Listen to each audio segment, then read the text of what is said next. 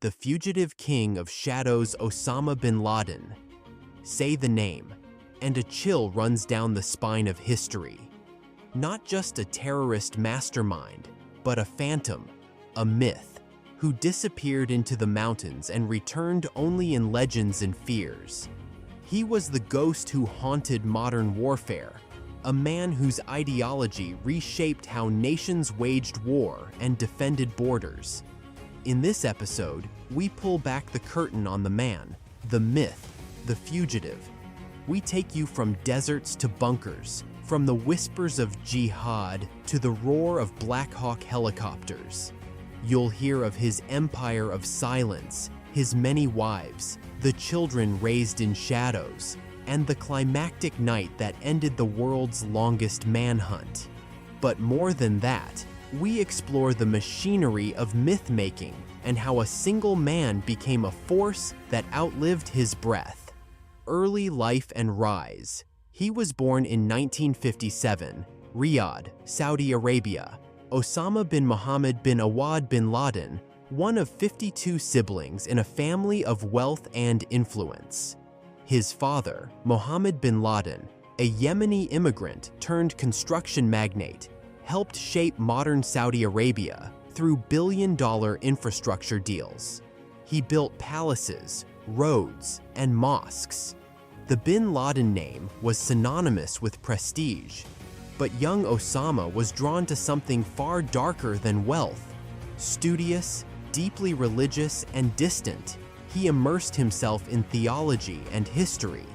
His upbringing was steeped in Wahhabism, a rigid interpretation of Islam. At King Abdulaziz University, he met radical thinkers like Abdullah Azzam, who introduced him to the concept of global jihad.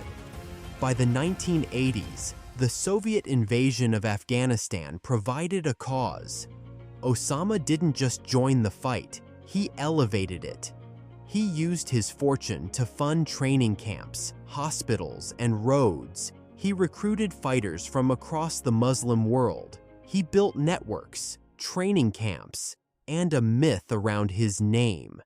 This wasn't a freedom fighter, it was the foundation of Al-Qaeda, a global terror franchise with him at the helm. He was charismatic but quiet. He slept on the floor beside his men, ate what they ate, prayed where they prayed. But he was also a ruthless planner and ideological warrior. He saw the West, especially the United States, as a corrupting force in the Muslim world. He called for its removal from Islamic lands, and he vowed to do it through violence. Pre-September 11th shadows fast forward to the 1990s. Bin Laden became increasingly vocal. In 1996, he issued his first public fatwa, declaring war on the United States. The message was clear: America was the enemy. Its soldiers on Saudi soil, its support for Israel, unforgivable. In 1998, another fatwa followed, endorsed by Al-Qaeda and Egyptian Islamic Jihad. It was the duty of every Muslim to kill Americans, civilian or military, wherever they could be found. Then came the attacks. US embassies in Kenya and Tanzania were bombed, killing over 200 people.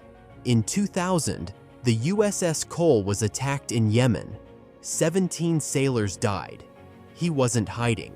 He was taunting, with video messages, fatwas, and interviews from caves and safe houses. The CIA was hunting him. He kept slipping away. Tora Bora became legend.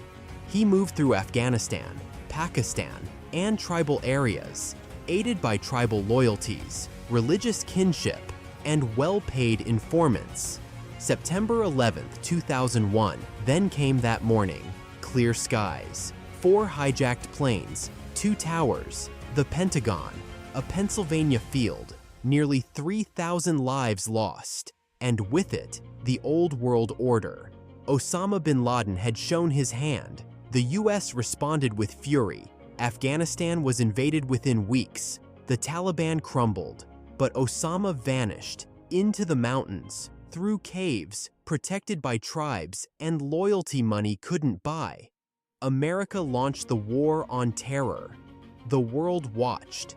Bin Laden's name became a symbol. He became both target and idea, something that couldn't be caught with drones alone. Life as a fugitive for a decade, he was the most hunted man alive. Yet not a single confirmed sighting. No phone, no internet, only handwritten letters and trusted couriers. We thought he was hiding in rugged terrain, but all along, he was in Abbottabad, a compound less than a mile from a Pakistani military academy. The house had no phone lines, no internet, high walls, barbed wire, security cameras, covered balconies, every sign that someone important lived there, and yet, nothing to directly tie him to the site. Inside, his family, his empire, controlled to the tiniest detail. He grew vegetables. He watched old clips of himself. He read books on conspiracy and geopolitics. He wrote to his deputies. He planned new attacks. His legend was now a cage. The hunter had become the hunted, and his world had shrunk to a compound no bigger than a football field. Family life, wives, children, rules. Inside that compound, a strict, secretive world. 5 wives, over 20 children. He ruled like a medieval warlord. Separate quarters, banned TV, education and ideology, not play. His wives, not romantic partners, strategic alliances, silent, invisible. His sons, some groomed for leadership in jihad, others broke free, some ran, some died. One son, Hamza, was labeled the heir, the future of jihad, groomed by his father, trained in rhetoric, theology, and survival. But even he would fall to drone fire years later. There were rules. Children couldn't look out the windows. No outsiders, no deliveries. Food was grown on site. Letters were smuggled through loyal couriers. His empire lived in a vacuum. The hunt, tracking the ghost. What cracked the case wasn't a spy plane. It was a man, Abu Ahmed al-Kuwaiti, a courier, a name found through interrogations, followed through intelligence networks. The CIA tracked him to a house that didn't fit its surroundings. No trash pickup, no digital footprint. A tall man seen pacing the courtyard, never leaving. They watched for months. Drones circled overhead. CIA operatives built a model of the compound. They called the unknown occupant the Pacer. Could it be him? For years, the US intelligence community waited, analyzed, debated, until finally, the decision was made. Operation Neptune Spear. The night the legend died, May 2nd, 2011, 11 p.m. local time, 2 Black Hawk helicopters lifted off in darkness from Afghanistan. On board, SEAL Team 6, elite, silent, deadly. The choppers flew low, using the terrain to mask their radar signature. At the compound, one bird crash-landed inside the walls. The mission didn't stop. Explosions shattered the night. Screams, doors breached, rooms cleared. Women and children screamed. A decade-long hunt unfolded in less than an hour. Bin Laden's courier died first. Then a second man, possibly his son Khalid, on the staircase. Chaos, shouting, gunfire. Then the 3rd floor, a bedroom. Inside, Osama Bin Laden, unarmed but reaching. A threat in the minds of trained operators. The SEALs fired, 2 to the chest, 1 to the head. The manhunt was over. In less than 40 minutes, they were gone. Hard drives, journals, computers in hand.